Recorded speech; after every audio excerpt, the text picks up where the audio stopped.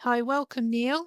Thank you for joining me on continuing the conversation with Sadie. My name is Sadie Ravening. I'm a carer, personal assistant in Gloucestershire with 22 years of care in the community and the founder of Continuing Care with Sadie. Continuing Care with Sadie is a care company I set up 4 years ago and serves the elderly in Gloucestershire so they can stay in their own homes. Today, I'm extremely grateful to be joined by Dr. Neil Thompson, an award winning author and educator committed to promoting best practice and leadership in the care sector and beyond. With over 40 years' experience in the helping professions, we will be exploring Neil's expertise in reflective practice and emotional intelligence.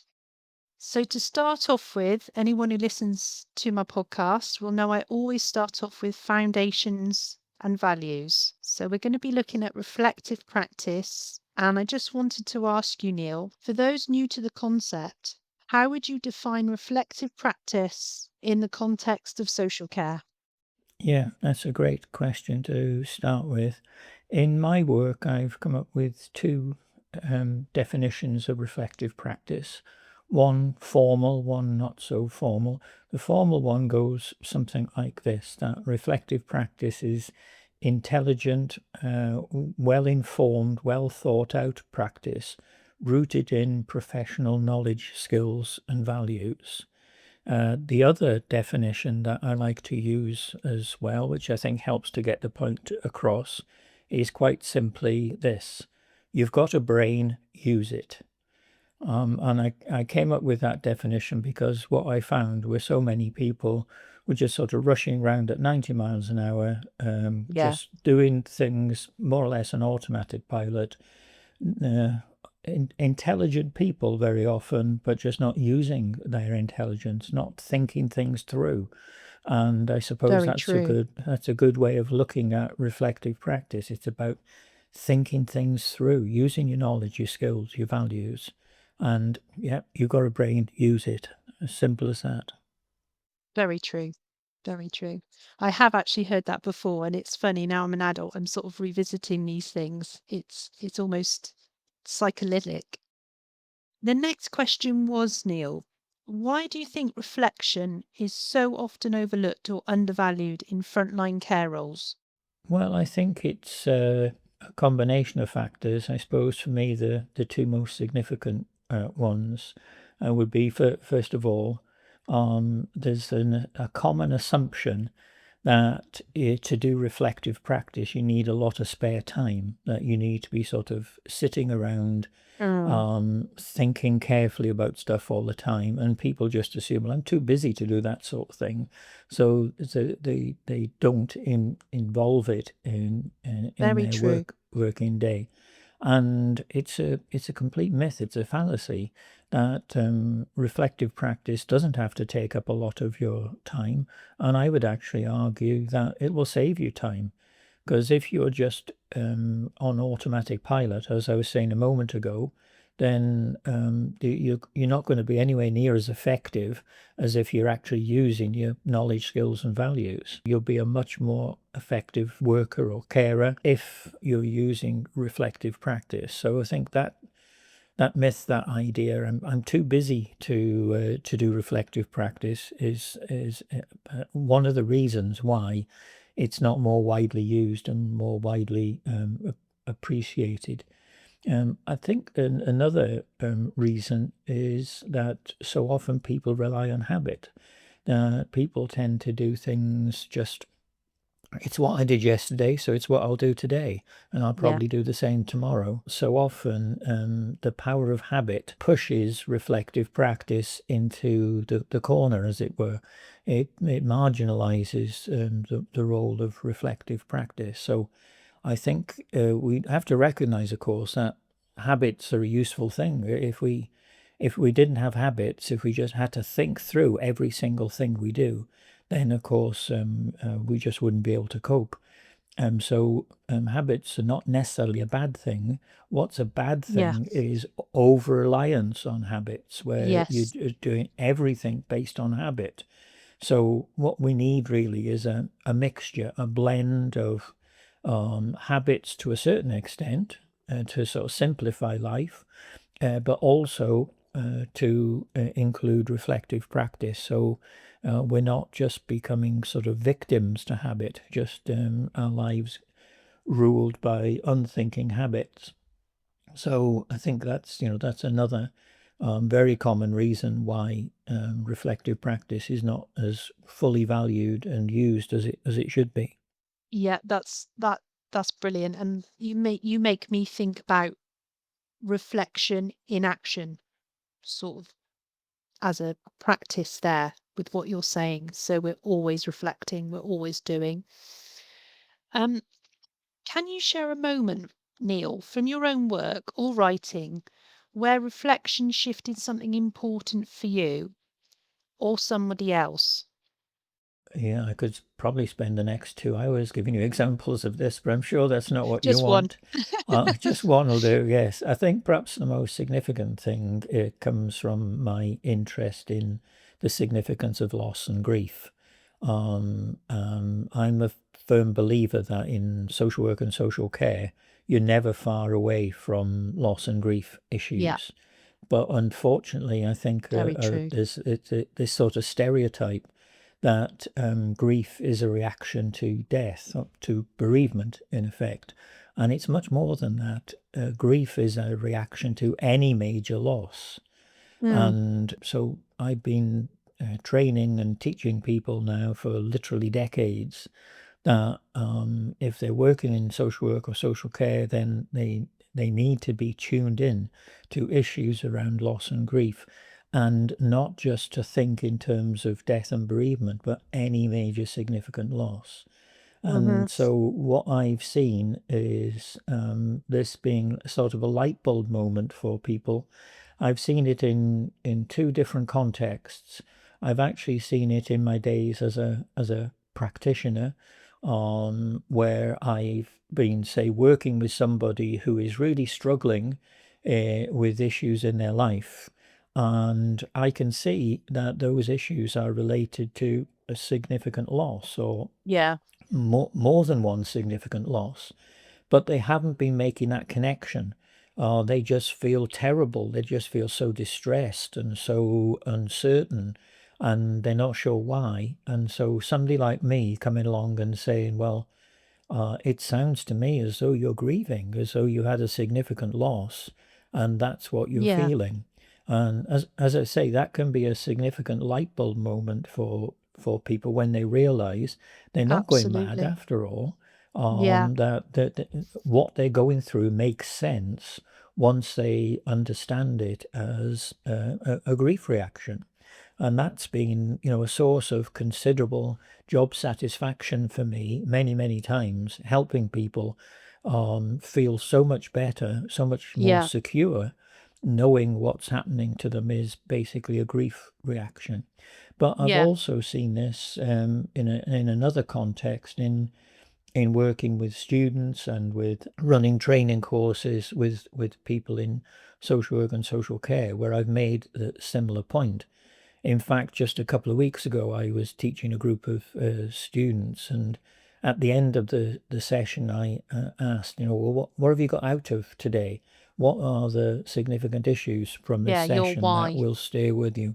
Yes, exactly. And straight away, one of the students said, that thing you said about grief being so common, because it's not just a reaction to death, it's a reaction to any significant loss. That really hit home to me, she said. That's going to Yeah. make a big difference to my practice on recognizing that what so many people are struggling with is the impact of a Mm, significant loss. yeah.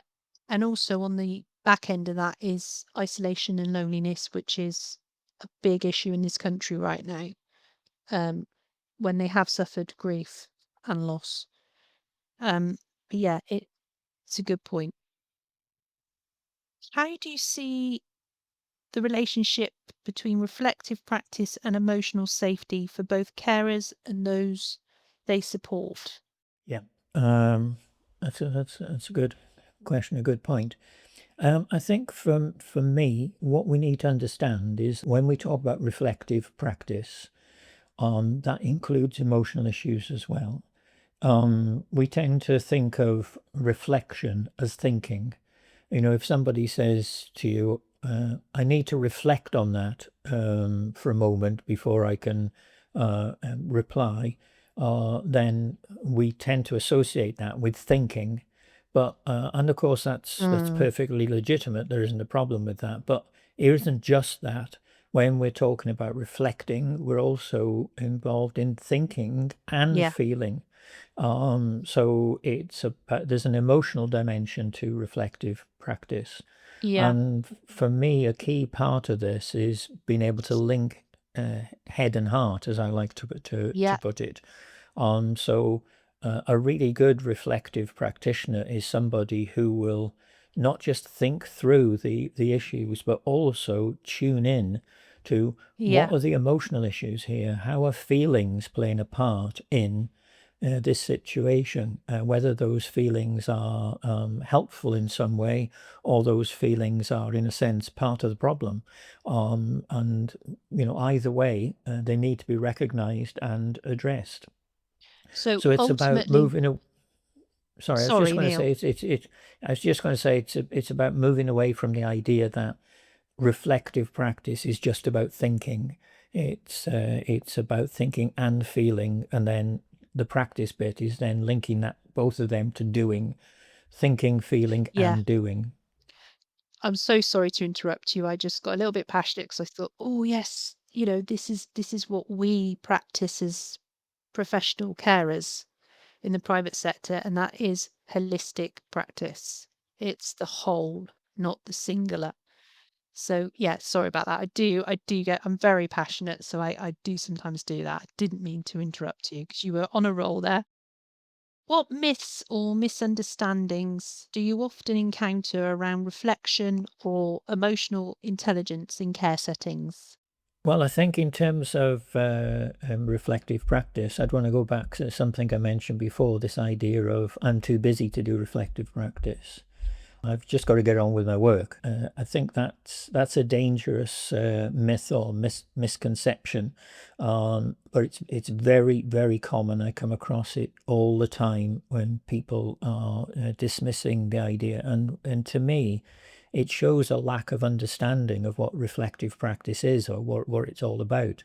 It isn't about going away and thinking things through just as a sort of an alternative to actually doing something.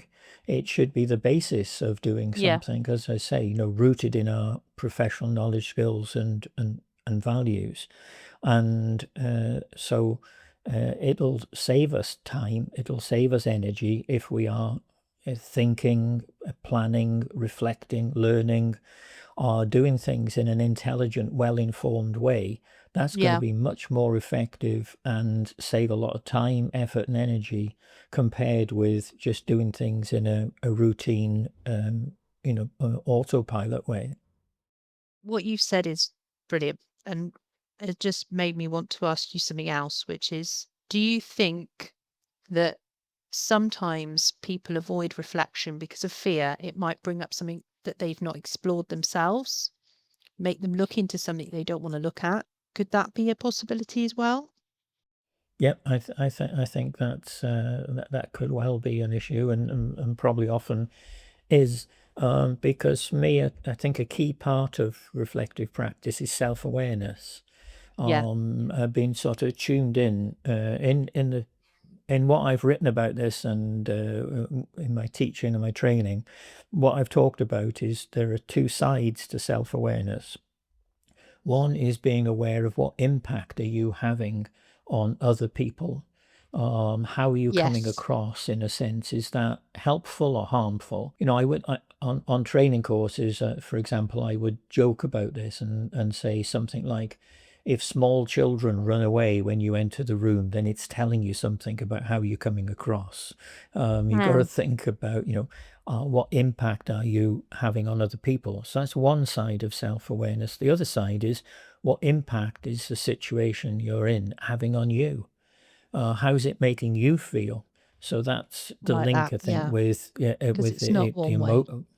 exactly. That's the issue with emotional intelligence is not just in a sense, reading other people's feelings, as it were, so you can respond in a more Mm, informed way, but also in a sense being in tune with your own feelings and how things are very affecting much you. so. I mean, a simple example of this is something I've been saying for many years. I've often got it wrong myself, I must say. Mm. We're But not perfect. No. no, we're not. But one simple thing would be, if you feel angry, then don't respond to the situation until you've cooled down, Yeah. because there's a very strong danger you will say or do something that you would later regret when you've calmed down. And this is part of reflective practice, of course, is recognize if somebody, for example, has offended you, then offending them back is just going to make the situation worse, even if that's strongly how you feel at that moment. But if you can curb the desire to do that and then deal with it at a later date when you're calmer, and then Yeah. so, calmly but assertively say to that person, look, when you said such and such, I felt really offended by that. I didn't Mm. say anything at the time because I was very angry, but I was quite hurt by what you said. That's a much more constructive, more emotionally intelligent, and um, a way of working that's linked nicely to reflective practice. Yeah. That's brilliant. And I totally relate to it. I would also add that I think what you're saying can sometimes take people longer to learn, and it can come with age and experience. So it's not something, I don't think you're talking about flippantly, like it's easy. But it is interesting and it is important to understand and take on board from you, because it's so true and you've seen it. The next section I'm going to explore is emotional intelligence in action, which we have touched on with reflection. How does emotional intelligence support reflective practice, especially in highly demanding, emotionally charged situations? Well, if we think that emotional intelligence is fundamentally the two things I touched on briefly before, being able to sort of tune in to other people's emotions and respond in a sensitive, caring, supportive, nurturing way, that's one side of it. But the other side of it is being, as it were, in tune with your own emotions, of thinking, how are my feelings influencing how I'm behaving at the moment, and how's it influencing my thought processes.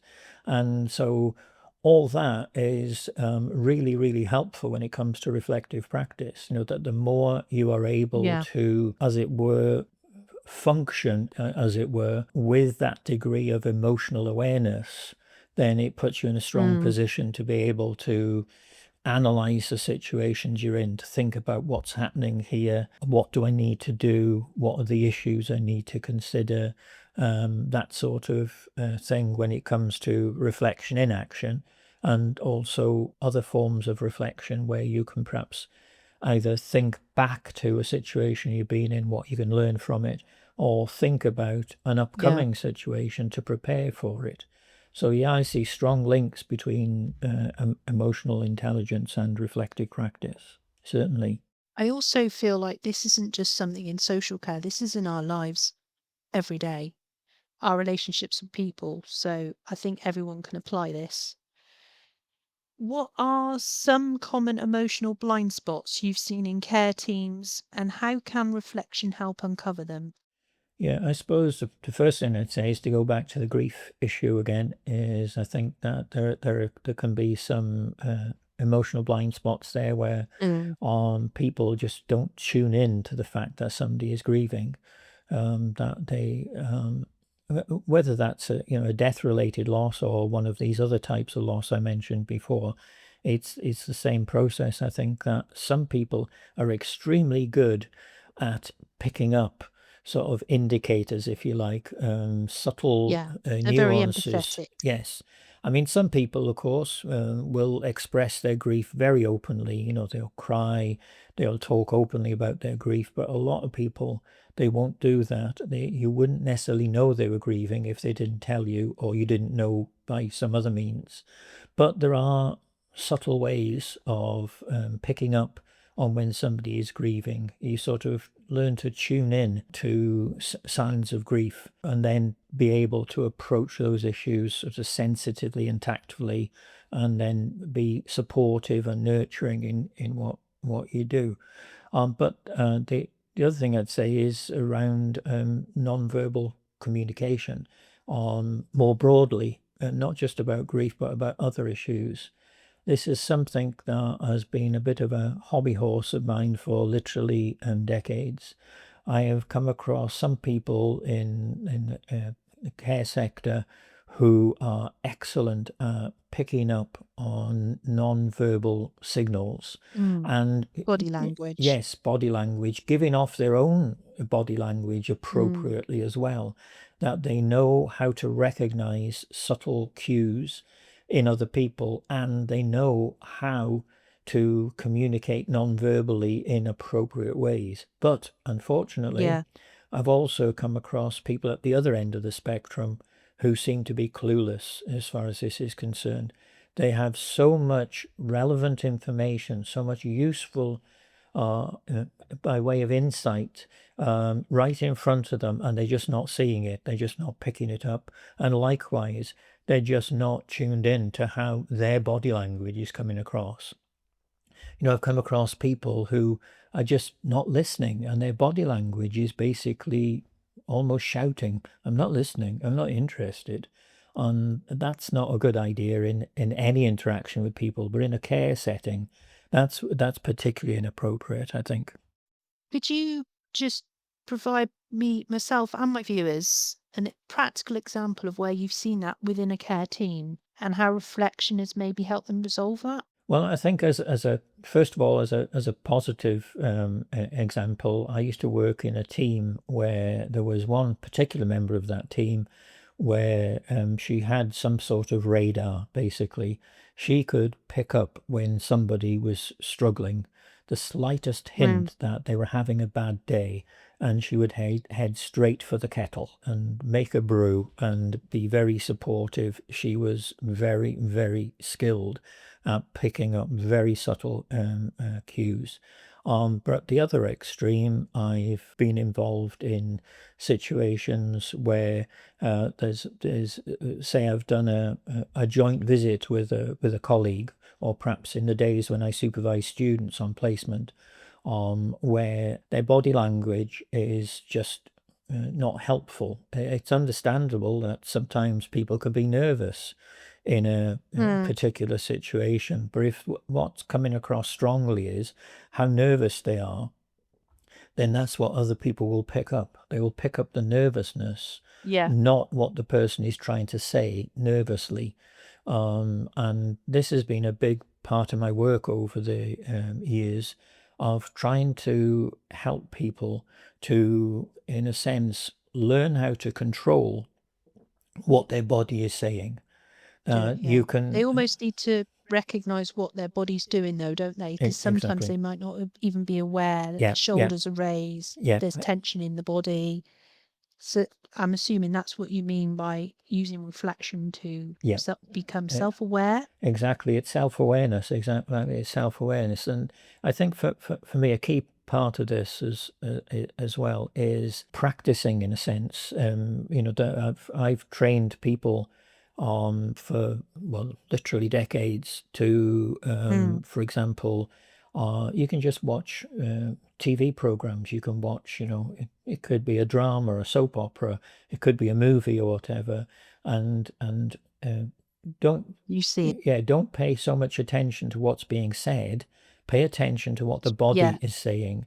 How is that being communicated?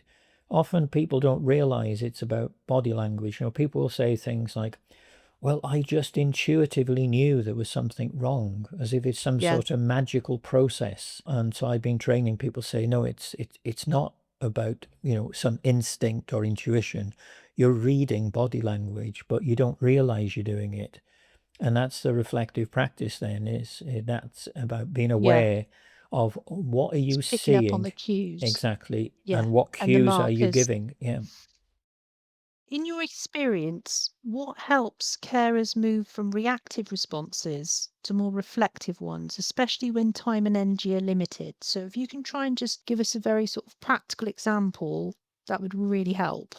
Well, I think the obvious first step is training in these issues. For people to Mhm. actually have the opportunity to learn more about reflective practice, more about emotional intelligence, learn more about the use of nonverbal communication in both directions.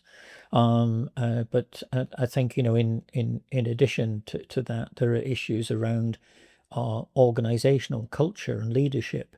We Yeah. we are Yeah. very strongly influenced as human beings. We're strongly influenced by the environment we're in, and that includes the culture that we're in, the organizational culture.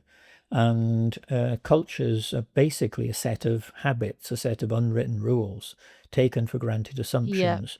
And if those assumptions, those unwritten rules, are unhelpful, or they encourage Yeah. us to just react on the basis of habit rather than think things through, then that's going to be a significant obstacle to the use of reflective practice and to emotional intelligence.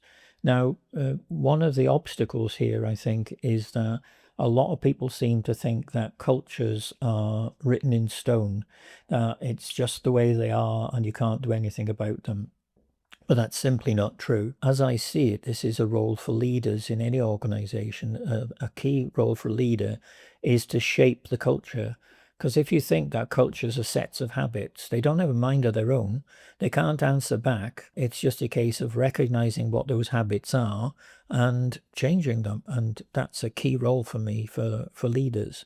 So that I think, shows in practice what happens in terms of Yeah. obstacles to people thinking reflectively and tuning into emotional issues. Yeah. No, totally. And I have to ask, because you're referring very strongly to a book I absolutely love and read this year called The Power of Habit. Is that something you're familiar with? Yes, yes, yeah. Yeah. So I totally That's very understand what you're significant. saying. Yes, yeah. Yes, it's an excellent book. Well, in my people skills book, I talk about the significance of habit, and also a lot in my teaching and training. I've talked about the three H's that influence behavior. The three H's are head, heart, and habit. Yeah, brilliant. No, that was a game changer for me, that book. And there was another book as well that was very similar, and it was all about that extra 1%. And yeah, it's well worth the read. Going on to building resilience through reflection. We often hear resilience used as a buzzword. How do you define it in a way that feels authentic and sustainable, Neil? Well, for me, the term I like when it comes to resilience is bounce back ability. It's about when you knock down, you get back up again. Yeah, That's it. And I can't remember where I read it tub now, thumping. but yes, I can't remember where I read it now, but a good analogy I saw was it's like an elastic band. That with elastic, Yeah, you stretch it, but as soon as you let go, it takes its back its original shape. And so that's what it's about. When you knock down, you get back up again. But I think we have to be very careful about the term resilience for two reasons. One is that a lot of people equate being resilient with being tough and macho, and it's not about that at all. no, it's not. What it's about is things happen to us from time to time that hurt us, that will have an adverse reaction to. They'll like metaphorically knock us down.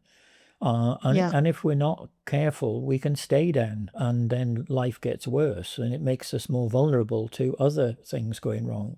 So resilience is about, at the very least, getting back up again, and ideally learning from the experience so yeah, that we're stronger next time something knocks us down or upsets us. yeah, But the other thing I'd say about resilience as well, is like a sort of a warning about it, is a lot of people see it as some sort of like personal characteristic.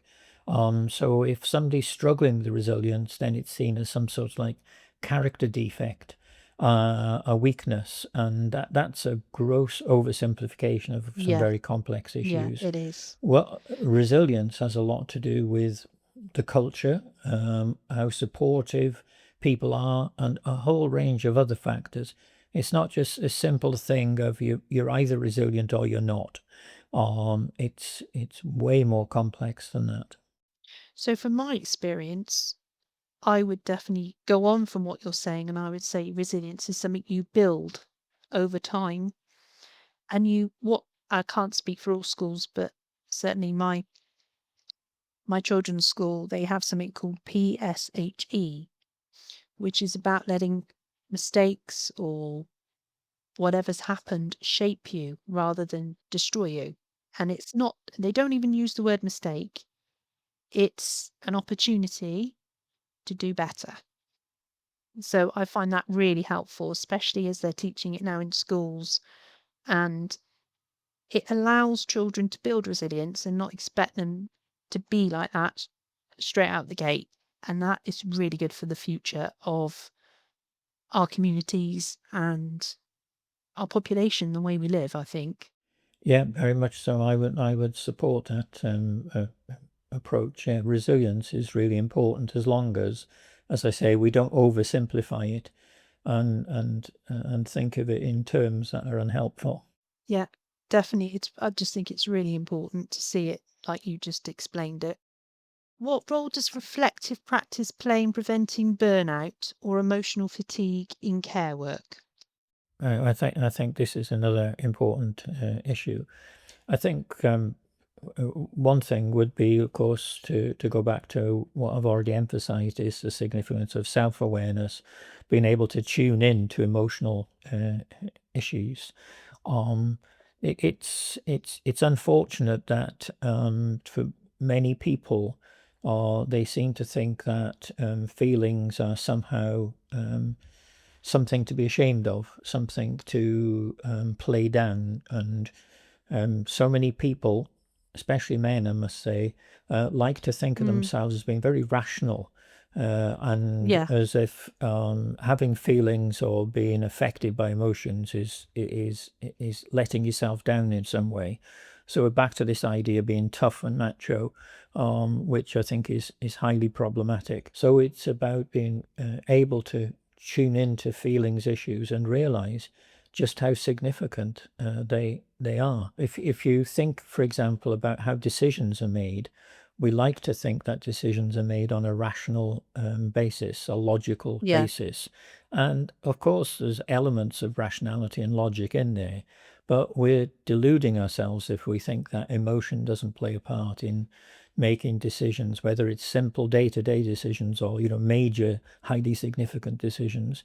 Emotions are bound to play a part in that. So I think we just have to be realistic about the significance of emotional issues in our life. And then what that does is when we are having a tough time, when we're experiencing stress or we're in danger of experiencing stress, is to be prepared to do something about it, not to sort of try and hide away from it, and which is, in Mm, a sense, is what burnout is all about. Burnout is obviously a problem, but in itself, it's actually a solution or an attended solution. When people burn out, it's like a way of putting themselves into a protective bubble, away from the stresses and strains that are causing them harm. I've, written, taught, and trained a lot about these issues, and I think a lot of it, what it boils down to, is when people are under a lot of pressure, and they'll try and cope yeah. with that. But what will people will tend to do is rely mainly on what I call passive coping. What I mean by passive coping Mm, is, if you're having a tough time, things are starting to get on top of you, people will like take the dog for a walk, they'll listen to their favorite piece of music, they'll have a stiff drink, they'll do stuff like that, which can be very helpful, but it's passive, it's not active, it's not doing anything about the problem.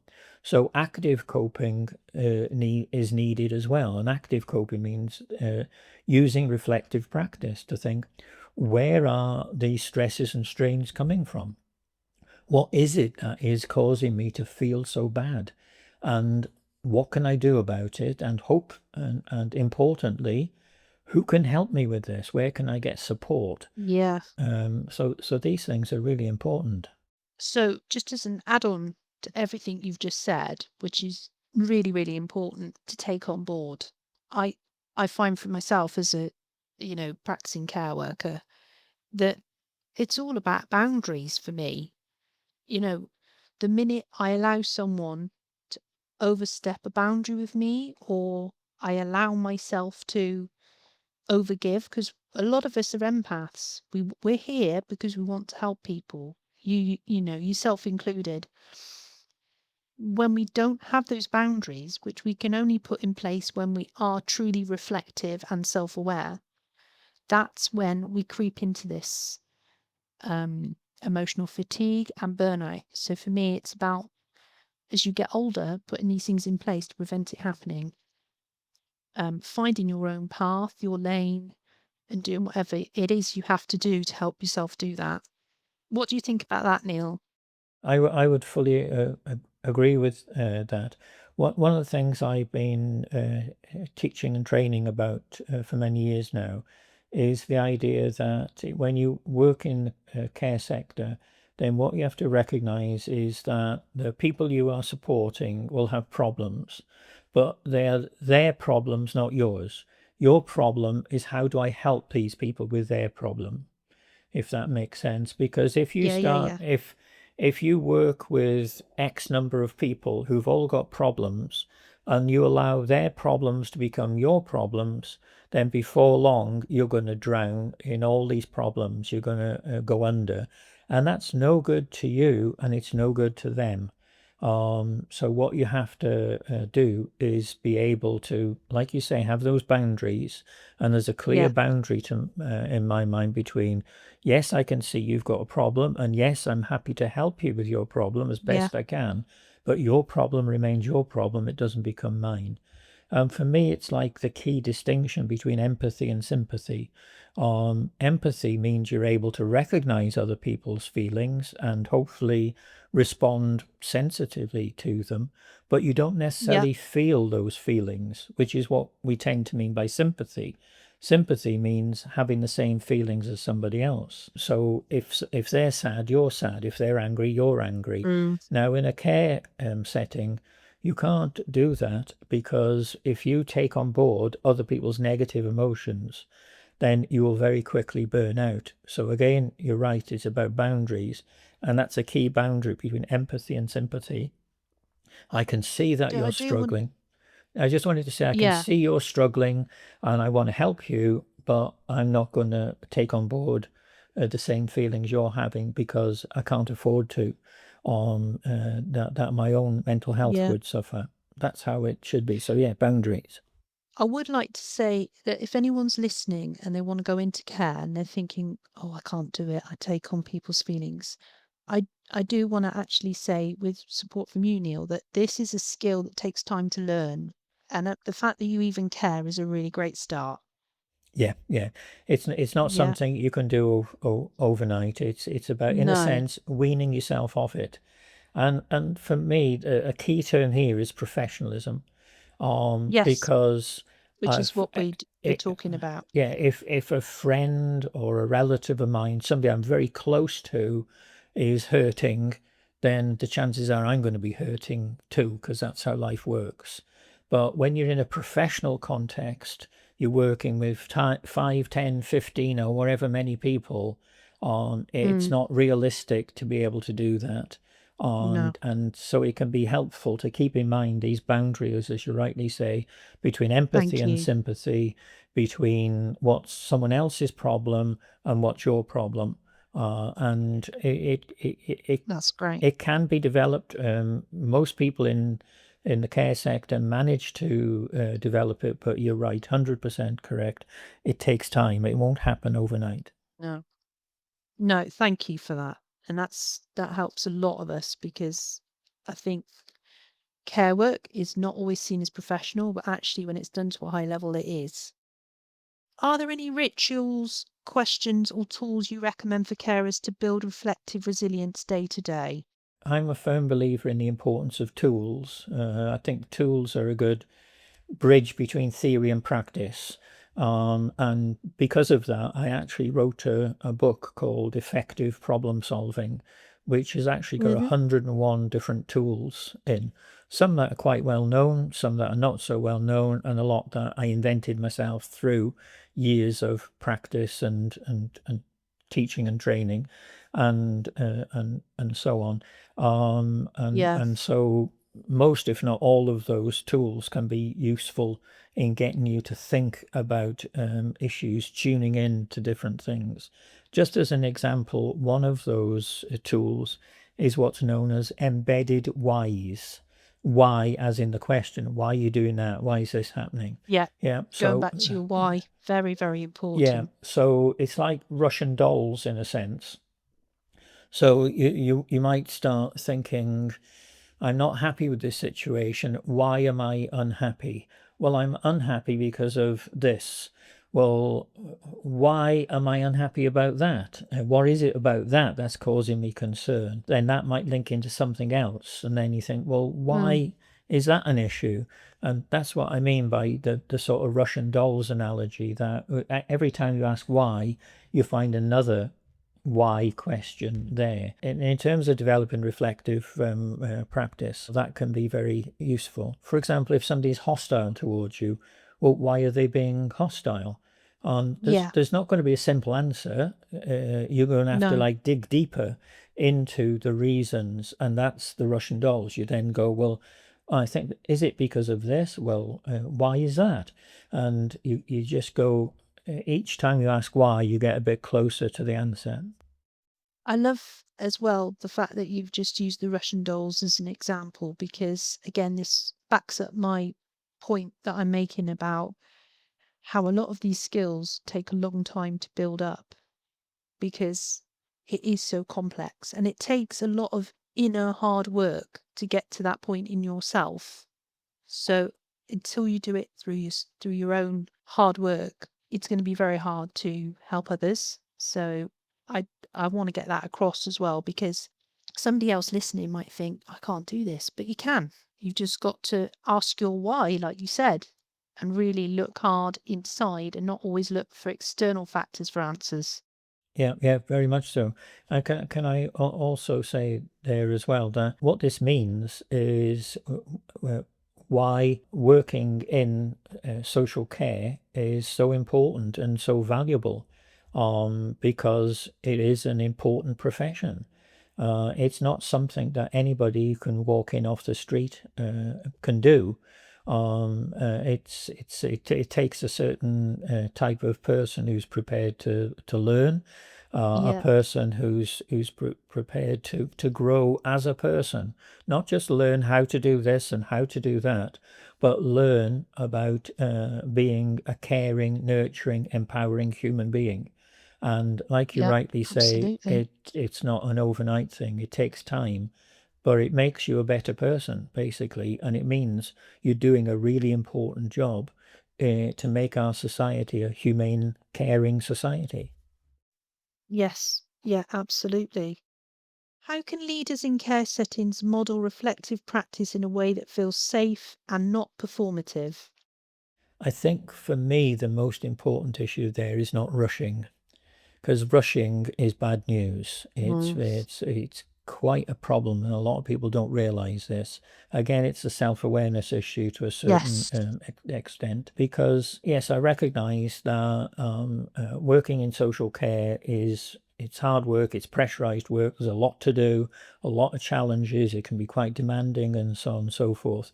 So there is a temptation for people to rush from one place to another, try and get stuff done as quickly as they can, and that, as I say, that's bad news as far as I'm concerned, because you see, if you're rushing, it means Very you're more much so. likely to make a mistake. You're You can't yeah, reflect. exactly. You're less likely to think.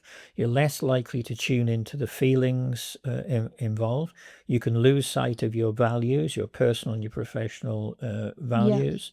100%. And you're not 100%. going to get job satisfaction if you're just rushing, doing stuff. It's not something that is a good idea, shall we say? But also, I find it helpful to look at the other side of the coin, as it were. If you needed help from somebody and that person was clearly rushing, what message would it give you? And of course, the message it would Yeah. give is, yeah, You wouldn't you're feel not valued. valued. I've got more important things to do than to sit here listening to you. I just want to get this over with as soon as possible because, look, I'm busy. And that's exactly the wrong message that people in social care should be giving to people. Just let me give you a brief example here, a brief anecdote. I once ran a series of training courses for people in social care. And one of the things we discussed was precisely this, the dangers of rushing and all the problems Yeah. associated with rushing. And there was a manager on one of these courses who came up to me at the end of the course and said he recognized that he tended to rush and he was going to stop doing it.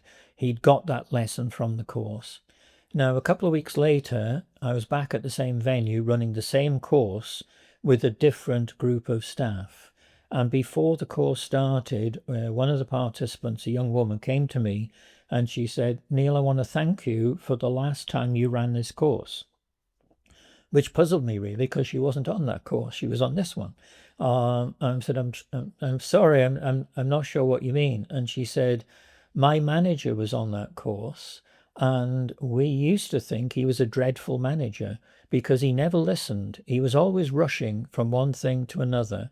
And he came back from that course and he said to us all at a team meeting, he said he's learned that he shouldn't rush and that he's been wrong to be rushing. And from now on, he's not going to rush and he's going to listen. And overnight, he became much, much better as a manager for those staff because he wasn't rushing. He was stopping, thinking, reflecting, tuning into emotions and so on. And for me, and that was great job satisfaction to see that it made that difference.